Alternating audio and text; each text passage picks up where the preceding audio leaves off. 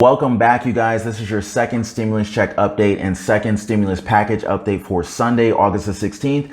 I hope you guys are having a wonderful Sunday. We've got a lot of good news. Let's not waste any time. Let's jump right into it. So really good news. We're going to hear specifically from Nancy Pelosi. She is the lead negotiator representing the House of Representatives, Democrats. We're going to hear from Nancy Pelosi to find out exactly where we stand with regard to the second stimulus check and stimulus package negotiations. Also, President Trump just this weekend sent out a tweet regarding a $3,400 stimulus payment going out to families of four that he sent directly to Steve Mnuchin, Treasury Secretary Steve Mnuchin.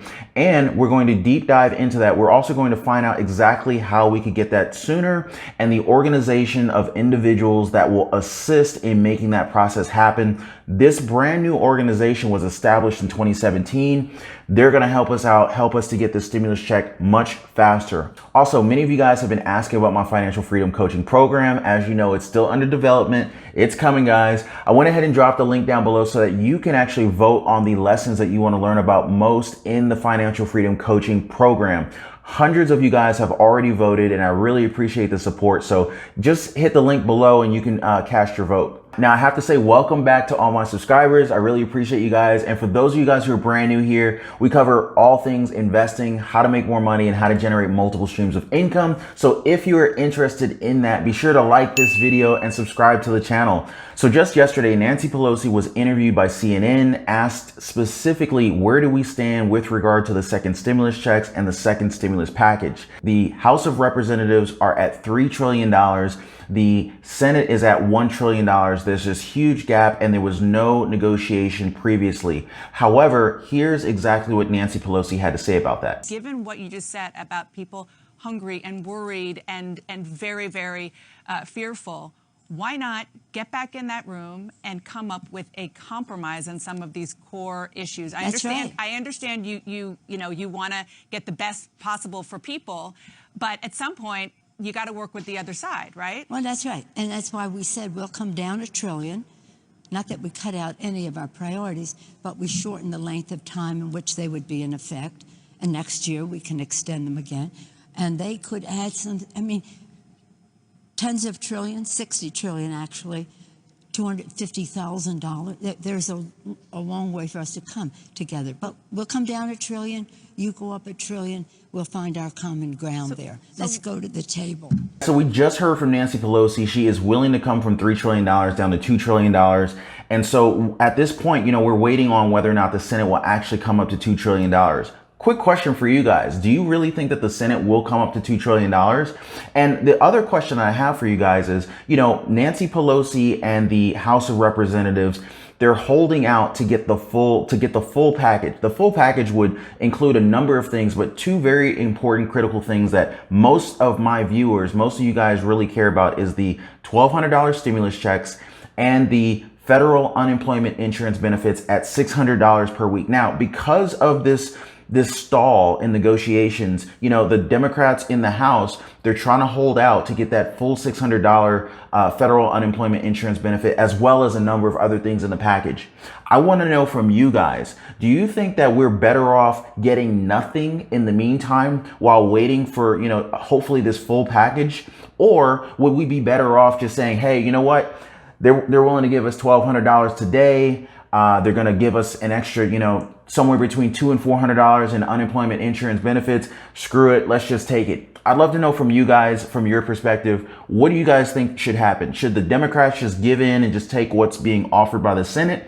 Or, do you guys think that the Senate is at fault and that they should bring up their offer to meet the demands of the Democrats in the House of Representatives? I'd love to hear from you guys. All right. So President Trump this weekend sent out a number of tweets. Yeah, surprise, surprise, right? Yeah. So anyway, President Trump sent out a number of tweets, but among those tweets specifically was the $3,400 mention for families of four. I want to read you guys the tweet that he sent out. He says, I have directed Steve Mnuchin to get ready to send direct payments $3,400 for a family of four to all Americans. Democrats are holding this up. Now, this wasn't the only tweet that President Trump sent this weekend. He sent out a number of tweets, including additional paycheck protection funds for small businesses affected by the shutdown, money for state and local government so that they can have safe jobs for firefighters, police officers, first responders and teachers, funding for states to open schools safely, as well as payments for rental assistance. Now, this was something we hadn't seen before. We hadn't seen any mention,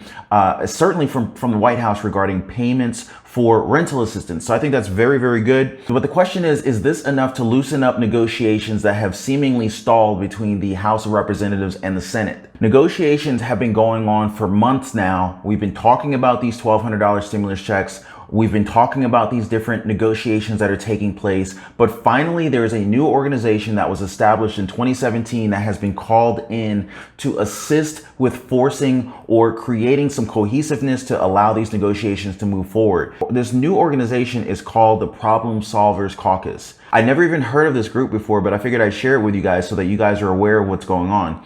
So you've got the Problem Solver Caucus. And so of course you're like, well, what is that? So the Problem Solvers Caucus is a bipartisan group in the United States House of Representatives that includes 48 members.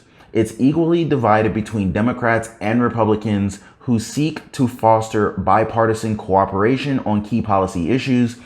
This group was created in January 2017. The group is currently co-chaired by Josh Geithner, he's a Democrat, and Tom Reed, he is a Republican.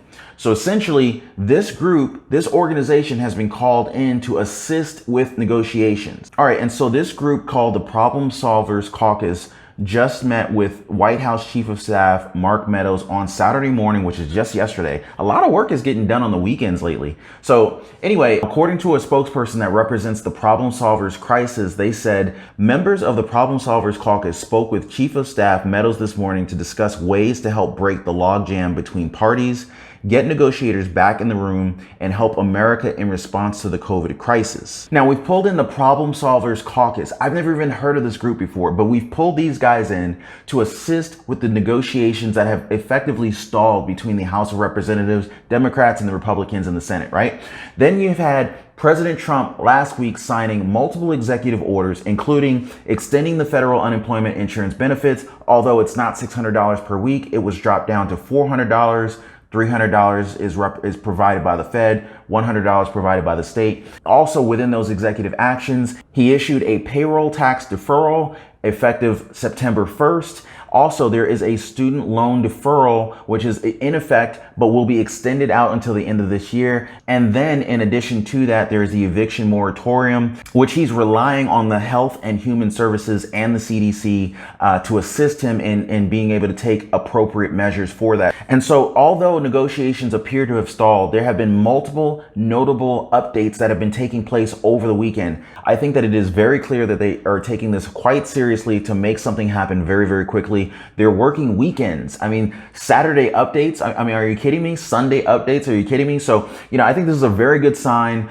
They're not just resting on their laurels and allowing House and Senate members to go on recess and allowing nothing to happen for the next couple of weeks. So very, very good sign. So anyway, guys, I think that this is really good news. They're pulling out all the stops. They're trying to make something happen here. They're working weekends. They pulled in the Problem Solvers Caucus to help, move the negotiations forward between the Dems and the Republicans. So I think that's great news.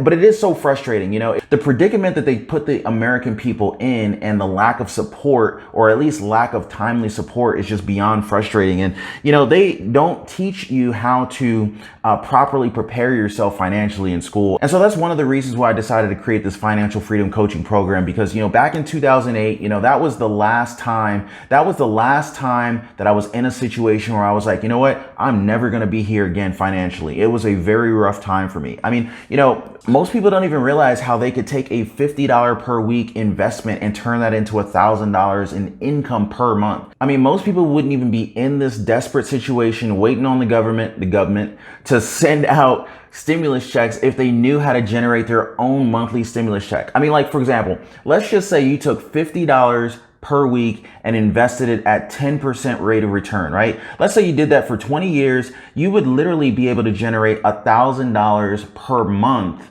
in income. I mean, $1,000 per month off of a $50 per week investment. I mean, this is just crazy. So, that's one of the reasons why I decided, back in 2008, enough was enough. I'm not personally going to go through this again.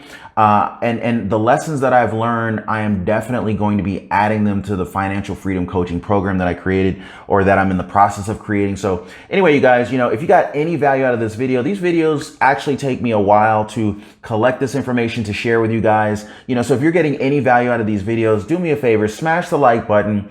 Share the video with your family and friends. I really appreciate that. And subscribe to the channel. And also, you guys, like I said, there's a survey. I have a link in the description down below, for the Financial Freedom Coaching Program. Make sure your vote is heard. Hit the link below and make sure that your favorite lessons, your favorite topics are in there. But as far as the stimulus checks and the stimulus packages are concerned, unemployment, federal unemployment insurance benefit updates, and all of that, I'm going to stay on top of that so you can be sure that I will provide you with the latest updates on that. Again, I really appreciate you guys and have a great weekend.